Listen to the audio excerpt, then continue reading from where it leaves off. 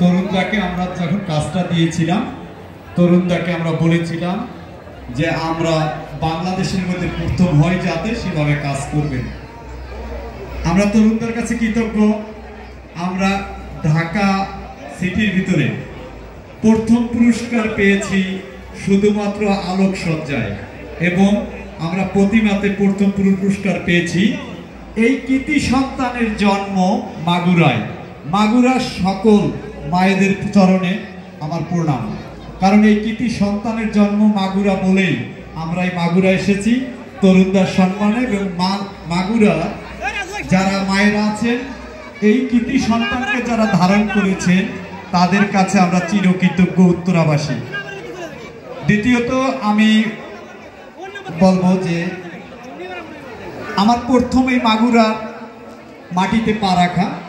আমি কখনো এই পুজোর নাম শুনেছি, বাট কখনো আমি দেখিনি। আমার অনুভূতিটা এরকম, যদি আমি এখানে সারাদিন থাকতে পারতাম বা এই পুজোটা উপভোগ করতে পারতাম, তাহলে আমি মনে হয় আর একটা দ্বিতীয় স্বর্গের সমান একটা সুখ শান্তি নিয়ে ফিরে যেতে পারতাম। আমাদের সবাই জীবনে কিছু কর্মক্ষেত্র আছে, আমরা ইচ্ছা করলেও পারি না, আবার ইচ্ছা সত্ত্বেও করা হয় না। আমরা ঢাকা থেকে এসেছি, আমার সাথে আমার দুই দাদা আছে, আমাদের সিনিয়র দুইজন সভাপতি আছে, নিত্যগোপাল সরকার এবং গৌতম ভৌমিক নামে। আমরা তিনজন ঢাকা থেকে এসেছি, শুধু এই মাগুরায় ছুটে এসেছি মাগুরার কাত্যায়নী পূজা এটা দেখতে এবং আপনাদের সাথে আমাদের যে ভালোবাসা সেটার একটা সমন্বয় সাধন করতে।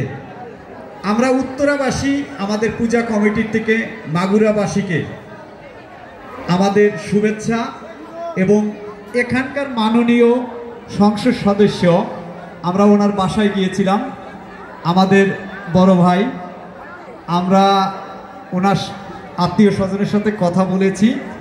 আমি সবচেয়ে বড় কৃতজ্ঞতা স্বীকার করছি স্থানীয় সংসদ সদস্যের প্রতি, কারণ